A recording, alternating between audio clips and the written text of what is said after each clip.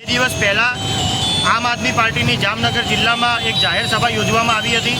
આ જાહેર સભામાં આમ આદમી પાર્ટીના ગોપાલભાઈ સહિતના નેતાઓ અમારા હાજર હતા। ત્યારે અચાનક જ એક કોંગ્રેસનો ખદડો કાર્યકર, કોંગ્રેસનો નબળો કાર્યકર આવી ગોપાલભાઈ પર જૂતું ઉગામી તેમની પર જૂતાનો ઘા કર્યો હતો।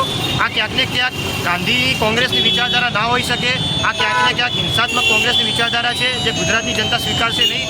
ગુજરાતની શાંતિપ્રિય પ્રજા છે, આમ આદમી પાર્ટી અને શબ્દ શકોમાં વખોડે છે અને આજે ભગવાડા દરવાજા ખાતે આમ આદમી પાર્ટીના સૌ કાર્યકર્તાઓએ ભેગા મળી કોંગ્રેસનો વિરોધ કર્યો છે અને ભાજપ વિરુદ્ધ જે કોંગ્રેસ આગળ વધી રહી છે, ભાજપ અને કોંગ્રેસને બંનેને આમ આદમી પાર્ટી ગુજરાતમાં જે દિવસે દિવસે આગળ વધી રહી છે તે પચી રહ્યું નથી, માટે આવા હુમલાઓ કરાવી રહી છે।